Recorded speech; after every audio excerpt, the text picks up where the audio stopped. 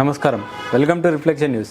ఈరోజు video skip కొట్టకుండా చూడండి, ఎందుకంటే చాలా ఇంపార్టెంట్ విషయాలు ఈరోజు డిస్కస్ చేయబోతున్నా జయసింహన్న గారితో. అన్న నమస్తే. నమస్తే.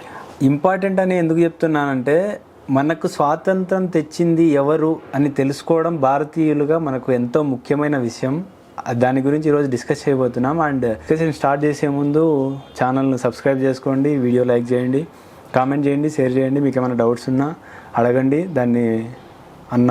దానికి ఆన్సర్ చెప్తాడు. అండ్ అసలు మనకు భారతదేశానికి స్వాతంత్రం తెచ్చింది కాంగ్రెస్ అండ్ గాంధీ ఫ్యామిలీనా, లేకుంటే సుభాష్ చంద్రబోస్ గారా, లేకుంటే ఎవరు అనే దాని గురించి ఈరోజు డిస్కస్ చేయబోతున్నాం. భారతదేశానికి స్వాతంత్రం తెచ్చింది కాంగ్రెస్ ఫ్యామిలీ అని ఎప్పటి నుంచో మన పైన రుద్దబడుతుంది. అది ఎంతవరకు నిజం? అసలు స్వాతంత్రం తెచ్చింది ఎవరు? బ్రిటిష్ వాళ్ళు వెళ్తూ ఏం చెప్పి వెళ్ళారు? 1947 ఆగస్టు 15 అర్ధరాత్రి బ్రిటిష్ వాళ్ళు మనల్ని వదిలేసి వెళ్ళిపోయారు. అంటే రాజకీయంగా మనకు స్వతంత్రం వచ్చింది, అది నిజం. అయితే దాని తర్వాత తొలి ప్రధానిగా నెహ్రూ ప్రమాణ స్వీకారం చేసి చాలా సంవత్సరాలు ఆయన చనిపోయేదాకా ఆయనే ఉన్నారు. అయితే నిజంగా తొలి ప్రధాని భారతదేశానికి, స్వతంత్ర భారతదేశానికి నెహ్రూనేనా అంటే ఒక కోణంలో కరెక్ట్. కాశ్మీర్ నుంచి కన్యాకుమారి వరకు ఉన్న భారతదేశానికి నెహ్రూనే ప్రధాని. కానీ అదే సమయంలో 1947 కంటే ముందే రెండో ప్రపంచ యుద్ధం జరుగుతున్నప్పుడు సుభాష్ చంద్రబోస్ స్వతంత్ర భారతదేశానికి సంబంధించిన జెండా వందనం చేసి ఆయన ప్రధానిగా ప్రమాణ స్వీకారం చేసి తన క్యాబినెట్ని కూడా ఏర్పాటు చేసి కొంతకాలం పరిపాలించడం జరిగింది.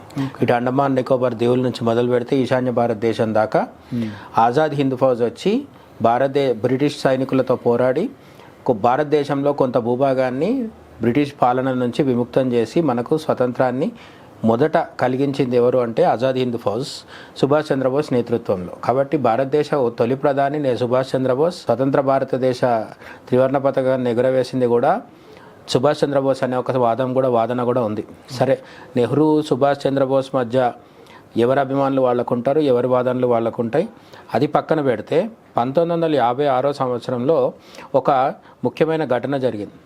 ఇది చెప్పిన ఆయన కూడా ఎవరో మామూలు వ్యక్తి కాదు. అప్పటి బెంగాల్ గవర్నర్, 1956లో బెంగాల్ గవర్నర్గా ఉన్న ఆయన గవర్నరే కాకుండా ఆయన జస్టిస్ కూడా అనమాట, జస్టిస్ చక్రవర్తి అని. ఆయన ఒక విషయం చెప్పడం జరిగింది. ఆయన మనకు భారతదేశానికి 1947లో స్వతంత్రం వచ్చేసిన తర్వాత ఒకసారి క్లెమెంట్ అట్లీ అని చెప్పి, అంటే మనకు భారతదేశానికి స్వతంత్రం ఇచ్చిన టైంలో బ్రిటన్కి ప్రధానమంత్రిగా ఉన్న వ్యక్తి. ఇప్పుడు బ్రిటన్కి ప్రధాని ఉన్నారు కదా, అప్పుడు కూడా ఒక ప్రధాని ఉంటారు కదా. అట్లా అప్పుడున్న ప్రధాని పేరు క్లెమెంట్ అట్లీ అనమాట. అతనే ప్రకటన చేశాడు, భారతదేశానికి మేము స్వతంత్రం ఇచ్చేస్తున్నాం ఇంకా అని చెప్పి. ఆయన తర్వాత భారతదేశం రావడం జరిగింది 1956లో. వచ్చినప్పుడు ఆయనని, ఈ క్లెమెంట్ అట్లీని మన దేశంలో ఉన్న బెంగాల్ గవర్నరు వాళ్ళిద్దరి మధ్య జరిగిన ప్రైవేట్ డిస్కషన్లో అడగడం జరిగింది. ఇది పబ్లిక్గా బహిరంగ సభల్లో జరిగిందో లేదా అట్ట కాదు, ప్రైవేట్ డిస్కషన్లో జరిగింది, ప్రైవేట్ మీటింగ్లో. భారతదేశాన్ని మీరు ఎందుకు వదిలిపెట్టి వెళ్ళిపోయారు? భారతదేశాన్ని మీరు ఎందుకు స్వతంత్రం ఇచ్చారు? గాంధీజీ నాన్ వైలెన్స్ మూమెంట్, అహింసా ఉద్యమం వలన, లేకపోతే సహాయ నిరాకరణ వలన, లేకపోతే క్విట్ ఇండియా వలన? ఇవేవి కాదు, సుభాష్ చంద్రబోస్ వలన. ఎందువల్ల ఇచ్చారు మీరు అంటే, సుభాష్ చంద్రబోస్ వల్లనే మేము ఇవ్వాల్సి వచ్చింది. సుభాష్ చంద్రబోస్ నేతృత్వంలో ఉన్న ఆజాద్ హింద్ ఫౌజ్ తీసుకొచ్చిన ఒక సమూలమైన మార్పు, భారతీయుల్లో వచ్చిన ఒక ఆలోచనలో వచ్చిన ఒక మార్పు, దానికి ఆజాద్ హింద్ ఫౌజ్ ఏ విధంగా కారణమైందో, దానివల్ల సుభాష్ చంద్రబోస్ దూకుడుతో కూడిన నాయకత్వం వల్ల సుభాష్ చంద్రబోస్ ఏమంటాడంటే, మీరు నాకు మీ రక్తాన్ని ఇవ్వండి, నేను మీకు స్వతంత్రాన్ని ఇస్తానంటాడు. దానికి పూర్తి విరుద్ధం గాంధీజీది. ఒక చెంప మీద కొడితే ఇంకో చెంపను చూపించండి అనేది తినది. కాబట్టి గాంధీజీ అహింస వల్లనో, గాంధీజీ సహాయ నిరాకరణ ఉద్యమం వల్లనో, క్విట్ ఇండియా వల్లనో బ్రిటిష్ వాళ్ళ మీద వచ్చిన ఒత్తిడి ఏం లేదు, మా మీద ఎటువంటి ఒత్తిడి కలగలేదు. కాబట్టి మేము గాంధీజీని చూసి కానీ, గాంధీజీ చేసిన ఉద్యమాలను చూసి కానీ పెద్దగా, అంటే మినిమల్ అనే వర్డ్ వాడతాడు ఇంగ్లీష్లో. క్లెమెంట్ అట్లీ వాడిన పదం ఏంటంటే మినిమల్, అంటే చాలా అత్యల్పంగా, అతి స్వల్పమైన ప్రభావమే పడింది. కానీ తీవ్రంగా ప్రభావం పడింది, తీవ్రంగా ఒత్తిడి కలిగించింది మాత్రం సుభాష్ చంద్రబోస్ చేసిన పోరాటం వల్లే అని చెప్పడం జరిగింది. ఎప్పుడు 1956లో బ్రిటన్ని పరిపాలించిన ప్రధానమంత్రి క్లెమెంట్ అట్లీ ఎవరైతే ఉన్నారో ఆయన చెప్పడం జరిగిందనమాట. అయితే సుభాష్ చంద్రబోస్ గురించి మనం తెలుసుకోవాలంటే కాస్త ఇంకా వెనక్కి వెళ్ళాలి. సుభాష్ చంద్రబోస్ పుట్టిన సమయం ఏంటి అంటే దాదాపు 1897 సంవత్సరంలో, అంటే ఇప్పటికి దాదాపు 1997కి 100 సంవత్సరాల ముందు 1897 అంటే 150-160 సంవత్సరాల ముందు మన భారతదేశ పరిస్థితి ఏంటంటే పూర్తిగా బ్రిటిషర్ల చేతిలో బందీ అయి ఉండేది భారతదేశం. ఎంత దారుణమైన పరిస్థితి అంటే భారతదేశంలో కొన్ని వేల మంది ప్రతి సంవత్సరం లక్షల మంది కరువుకి తినడానికి తిండి లేక అల్లాడిపోయి బక్కచిక్కిపోయి, ఇప్పుడు మనం ఆఫ్రికా దేశాల్లో సన్నబడిపోయి అంటే తినడానికి తిండి లేక చనిపోతున్న వాళ్ళు ఉంటారు కదా, అటువంటి స్థితి భారతదేశంలో మిలియన్స్ ఆఫ్ పీపుల్ చనిపోతూ ఉండేవాళ్ళు. అదే సమయంలో భారతదేశం నుంచి మామిడి పళ్ళు, మామిడికాయలతో చేసిన పచ్చళ్ళు, డ్రై ఫ్రూట్స్, కాజు కిస్మిస్ ఇట్లాంటివి, లేదంటే మిరియాలు ఇటువంటివి, కాటన్, పత్తి, ఇవన్నీ బ్రిటన్కి ఎక్స్పోర్ట్ అయ్యేవి. అంటే మన దేశంలో పంటలు పండినా అవన్నీ తీసుకొని బ్రిటిష్ వాళ్ళు వాళ్ళ మార్కెట్లో వాళ్ళ ప్రజల కోసం వాడుకొని మనల్ని మాత్రం పస్తులుంచి కొన్ని లక్షల మందిని పట్టణ పెట్టుకున్నారు. ప్రపంచం మొత్తంలో జరిగిన అన్ని యుద్ధాలలో చనిపోయిన వాళ్ళకంటే కూడా బ్రిటన్ వాళ్ళు మనకు దేశంలో తీసుకొచ్చిన కృత్రిమ కరువుల వల్ల, అవి నిజమైన కరువులు కూడా కాదు, కృత్రిమ కరువులు అంటే దేశంలో తిండి లేక చనిపోలేదు జనాలు, ఉన్న తిండి మొత్తం బ్రిటిష్ వాళ్ళు లాక్కొని వెళ్ళిపోవడం వల్ల మనకు తిండి లేక కొన్ని లక్షల మంది చనిపోవడం జరిగింది. ఎన్స్లేవ్మెంట్. సో ఆ ఆకలి మరణాలు, ఒక ఆకలి చావులో జరుగుతున్న సమయంలో సుభాష్ చంద్రబోసు ఒక సంపన్న కుటుంబంలో పుట్టాడు. ఈయనకి పుట్టుకతో కష్టాలంటే ఏంటో తెలియాల్సిన పని లేదు. వాళ్ళ కుటుంబం బాగా డబ్బులు భూములు అన్నీ ఉన్నవాళ్ళే. అయినప్పటికీ ఆయన స్కూల్కి వెళ్ళి చదువుకుంటున్న రోజుల్లో కావచ్చు, కాలేజీ రోజుల్లో కావచ్చు, సుభాష్ చంద్రబోస్కి అంటే ఆ బ్రిటిషర్లు మన మీద చేస్తున్న అఘాయిత్యాలు కావచ్చు, దోపిడీలు కావచ్చు, దాన్ని చూస్తే విపరీతమైన ఉక్రోషం వచ్చేది, విపరీతమైన కోపం వచ్చేది అనమాట. ఎంతగా వచ్చేదంటే ఆయన కాలేజీలో చదువుతున్నప్పుడు ఒకసారి ఒక ప్రొఫెసరు ఇండియన్స్ని అవమానిస్తుంటే వెళ్ళి చెంపదెబ్బ కొట్టడం జరిగింది. అందుకని ఆయన కాలేజీలోంచి కూడా తీసేయడం జరిగింది. ఆ టైంలో పరిస్థితి ఇండియాలో ఎట్లుండేదంటే dogs and Indians are not allowed అని చెప్పేసి ఇండియాలోనే బోర్డులు పెట్టేవాళ్ళు. బ్రిటిష్ వాళ్ళ ఒళ్ళు బలుపు ఎంత ఉండేది అంటే వాడు ఇండియాకు వచ్చి ఇండియాలో ఉన్న దోపిడీ చేసి పందికొక్కుల్లా మేస్తూ మళ్ళీ ఇక్కడే బోర్డు ఏం పెట్టేటవాళ్ళు అంటే dogs and Indians are not allowed అని పెట్టేవాళ్ళు. ఇవన్నీ చూసి సుభాష్ చంద్రబోస్లో దేశం కోసం ఏదైనా చేయాలనే కోరిక కసి పెరిగినాయి అన్నమాట. ఈ పెరుగుతున్న టైంలో సుభాష్ చంద్రబోస్ అనే ఆయన ఏమి యావరేజ్ స్టూడెంట్ కాదు, చాలా బ్రిలియంట్ స్టూడెంట్. వాళ్ళ నాన్న ఆయనని లండన్కి పంపించి ఐసీఎస్ అంటే ఇప్పుడున్న ఐఏఎస్ ఐపీఎస్ లాగా అప్పుడు ఐసీఎస్ ఉండేది, ఇండియన్ సివిల్ సర్వీసెస్. అది బ్రిటన్ వాళ్ళు పెట్టే పరీక్ష అనమాట. దానికి 2 ఏళ్ళు చదువుకుంటే కూడా ఈ ఐసీఎస్ అనే పరీక్షలో పాస్ అవ్వడం ఎంత కష్టం అంటే సోకాల్డ్ పండిట్ నెహ్రూ కానీ వీళ్ళెవరు దానిలోకి పోయి పాస్ అవ్వలేదు. అది సుభాష్ చంద్రబోస్ 6 నెలల వ్యవధిలో చదువుకొని పాస్ అవ్వడం జరిగింది. 2 ఏళ్ళు కష్టపడ్డోళ్ళు కూడా అది క్లియర్ చేసేవాళ్ళు కాదు. కానీ 6 నెలల కాలంలోనే మొత్తం అదంతా సిలబస్ మొత్తం పూర్తి చేసి పరీక్ష పాస్ అవ్వడం జరిగింది. ఆ పరీక్ష పాస్ అయిన తర్వాత మంచి ఉద్యోగం వచ్చేది, హ్యాపీగా సెటిల్ అయిపోయి లైఫ్ గడిపేయచ్చు.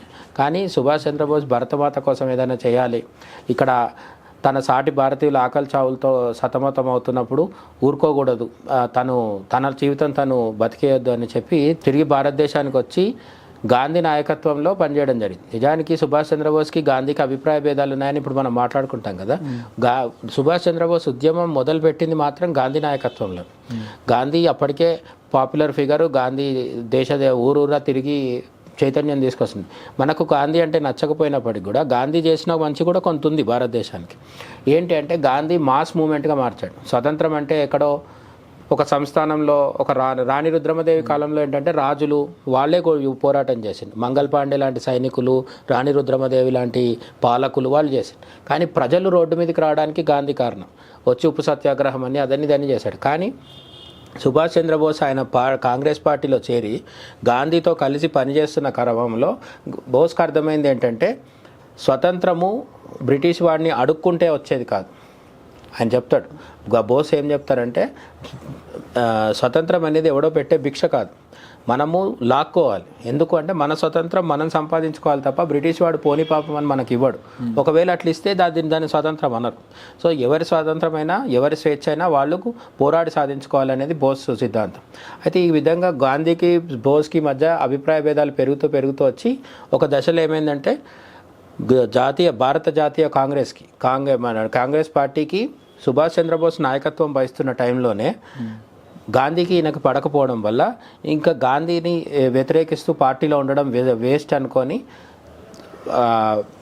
సుభాష్ చంద్రబోస్ దాన్ని ఏమంటారు అధ్యక్ష పదవికి కాంగ్రెస్ అధ్యక్ష పదవికి రాజీనామా చేసి బయట వచ్చేసాడు అనమాట. బయట వచ్చిన తర్వాత నెక్స్ట్ ఏం చేయాలి అని ఆలోచించినప్పుడు అప్పుడు రెండవ ప్రపంచ యుద్ధం జరుగుతుంది. సుభాష్ చంద్రబోస్ కాంగ్రెస్ అధ్యక్ష పదవికి రాజీనామా చేసి బయట వచ్చిన టైంలో రెండవ ప్రపంచ యుద్ధం అప్పుడప్పుడే మొదలైన టైం అనమాట. సో పరిస్థితి ఏంటంటే బ్రిటన్కి వ్యతిరేకంగా పోరాడుతున్నది ఎవరు?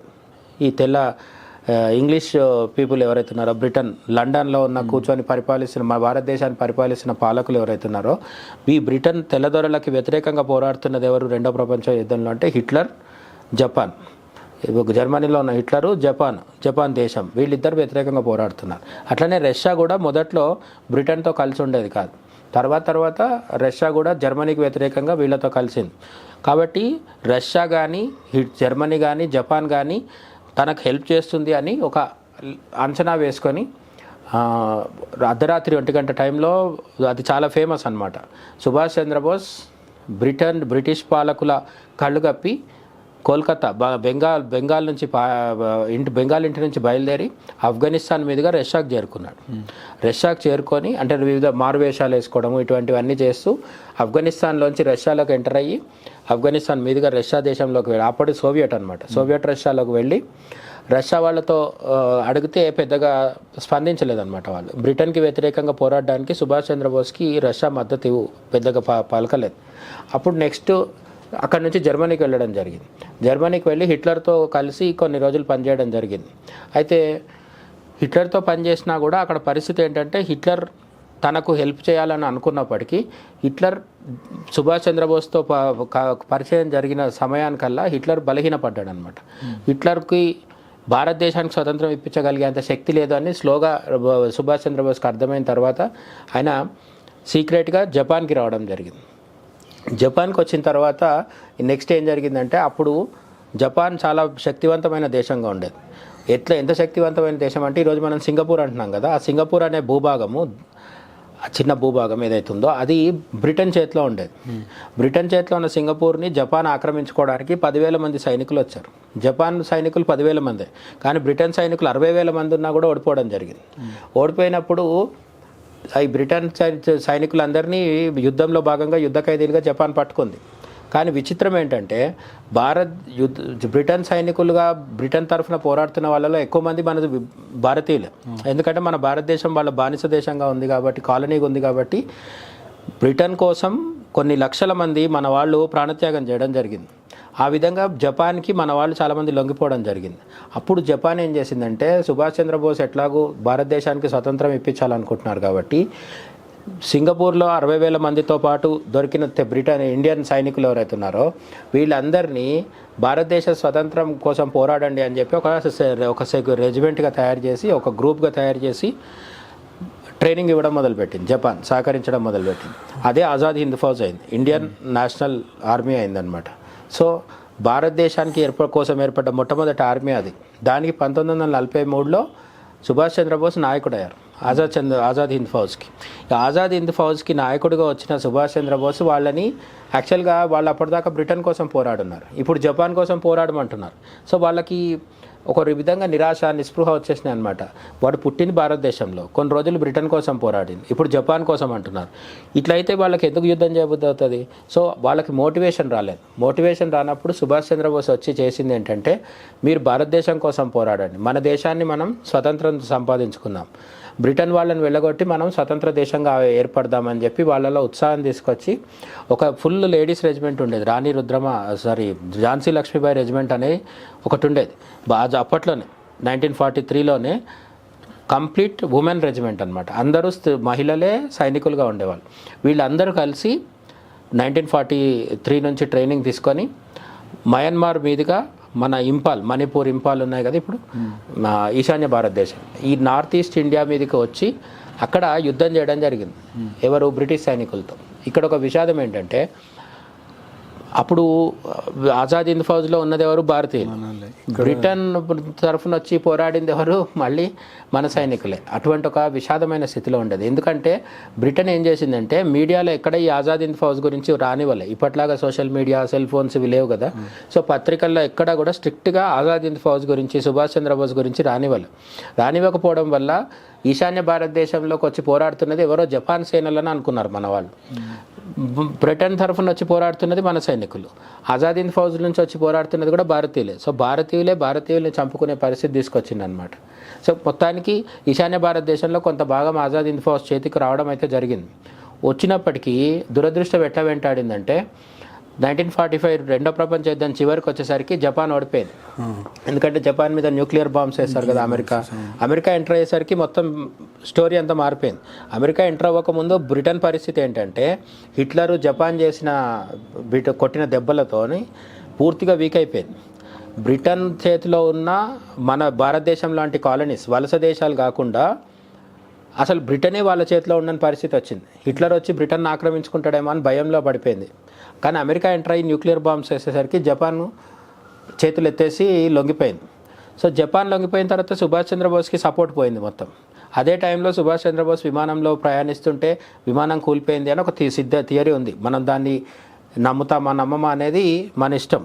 కానీ ఆ విమాన ప్రమాదం జరగడం వల్ల సుభాష్ చంద్రబోస్ ఇంకా అక్కడి నుంచి లేరు, తెర మీద అంటే చరిత్రలో మనకు కనిపించకుండా వెళ్ళిపోయారు.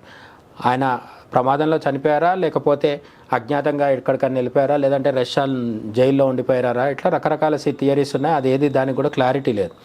అయితే సుభాష్ చంద్రబోస్ పోరాటం అక్కడితో ముగియడంతోనే ఆజాద్ హింద్ ఫౌజ్ పరిస్థితి కూడా మొత్తం డైలమాలో పడిపోయింది. అప్పటిదాకా యుద్ధం చేయడానికి ఆయన నాయకుడు ఉన్నాడు. ఇప్పుడు జపాన్ లేదు, సుభాష్ చంద్రబోస్ లేడు, హిట్లర్ కూడా ఆత్మహత్య చేసుకున్నాడు. రెండో ప్రపంచ యుద్ధం ముగిసిపోయింది. అప్పుడు బ్రిటన్ ఒక పెద్ద తప్పు చేసింది.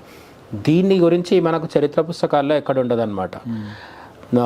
ఏమంటారంటే రెడ్ ఫోర్ట్ ట్రయల్ అని చెప్తారనమాట. రెడ్ ఫోర్ట్ ట్రయల్ అంటే ఏంటంటే ఈ ఆజాద్ హింద్ ఫౌజ్లో సుభాష్ చంద్రబోస్కి ప్రధాన అనుచరులుగా ఉన్న ముగ్గురు జనరల్స్ అనమాట, ముగ్గురు సైన్యాధిపతులు ముగ్గురు ఉన్నారు. సైన్యాన్ని బాగా నడిపించిన వాళ్ళు ముగ్గురు, షానవాస్, దిల్లన్ అని చెప్పేసి అట్లా ముగ్గురు ఉన్నారు.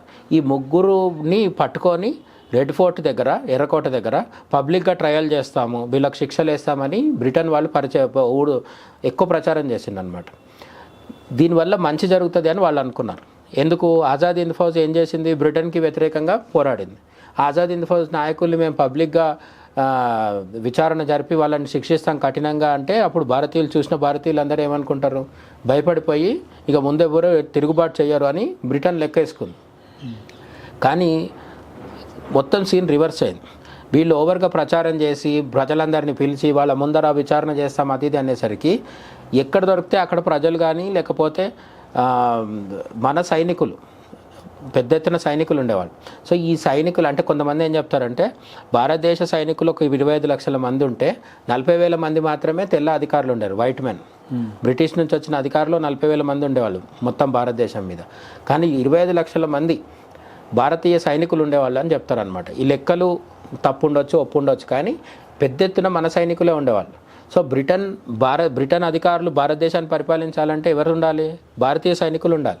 కానీ ఇప్పుడు సైనికుల్లో చేయి దాటిపోయింది. ఎందుకు అంటే ఆజాద్ హింద్ ఫౌజ్ చేసిన పోరాటం గురించి అప్పటిదాకా దాచిపెట్టింది బ్రిటన్. కానీ సుభాష్ చంద్రబోస్ అదృశ్యం అయిపోయిన తర్వాత, కనిపించకుండా పోయిన తర్వాత, రెండో ప్రపంచ యుద్ధం ముగిసిన తర్వాత విషయాలన్నీ బయట వచ్చేసినాయి. బయట వచ్చిన తర్వాత సైనికుల్లో, నావీలో పైగా 1946లో ఇంకొకటి కూడా జరిగింది, మ్యూట్నీ ఆఫ్ ఏమంటారు, నావీలో వచ్చిన మ్యూట్నీ అనమాట, తిరుగుబాటు అని చెప్తారు. ఈ తిరుగుబాటు కూడా చాలా ఫేమస్. భారతీయ నౌకాదళంలో బ్రిటన్కి వ్యతిరేకంగా తిరుగుబాటు జరిగింది. ముంబైలో కావచ్చు, చెన్నైలో కావచ్చు, ఇక్కడంతా. సో క్రమక్రమంగా ఏమైందంటే భారతదేశంలో ఉన్న ఆర్మీ, నేవీ వీళ్ళిద్దరు కూడా బ్రిటన్కి వ్యతిరేకంగా తిరగబడుతున్నారు. సో ఇంతకాలం ప్రజలు తిరగబడితే సైన్యం సహాయం తీసుకొని ప్రజలను అణచేసింది. కానీ ఇప్పుడు ఆజాద్ హింద్ ఫౌజ్ ఇచ్చిన ఇన్స్పిరేషన్తో సైనికులే తిరగబడుతున్నారు. కాబట్టి బ్రిటన్కి అర్థమైంది ఏంటంటే 1946 కల్లా ఇంకా మనం భారతదేశాన్ని పట్టుకొని ఉంచడం సాధ్యం కాదు, అణచిపెట్టలేము.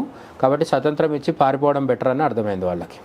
అర్థమయ్యి 1946లోనే ప్రకటించడం జరిగింది. మేము లండన్లో ఉన్న పార్లమెంట్లో అప్పటి ప్రధానమంత్రి చెప్పండి, భారతదేశానికి స్వతంత్రం ఇచ్చేస్తాం, దానికోసం క్యాబినెట్ కమిటీ ఏర్పాటు చేస్తున్నామని చెప్పడం జరిగింది. ఈ క్యాబినెట్ కమిటీ పని మొదలైన తర్వాత మనకు 1946 ఫిబ్రవరి 20వ తేదీన అఫీషియల్గా భారతదేశానికి స్వతంత్రం ఇస్తున్నట్టు ప్రకటించడం జరిగింది. తర్వాత ఆగస్టు 15న మనకు స్వతంత్రం వచ్చింది. సో ఇప్పుడు ఇక్కడ మనకు అర్థం కావాల్సింది ఏంటంటే, ఆజాద్ హింద్ ఫౌజ్ అనే ఒక సైన్యాన్ని సుభాష్ చంద్రబోస్ విజయవంతంగా నడిపించి, ఆ నడిపించిన వాళ్ళు వచ్చి ఈశాన్య భారతదేశం ద్వారా వచ్చి పోరాటం చేసి బ్రిటన్ వాళ్ళని భయపెట్టడం వల్ల ఆ తర్వాత భారతీయ సైనికుల్లో కూడా మార్పు వచ్చి వీళ్ళు కూడా తిరగబడ్డం మొదలయ్యేసరికి తప్పనిసరి పరిస్థితుల్లో బ్రిటిష్ అధికారులు గాంధీ నెహ్రూల చేతిలో స్వతంత్రాన్ని పెట్టి మెల్లగా తప్పుకున్నారు.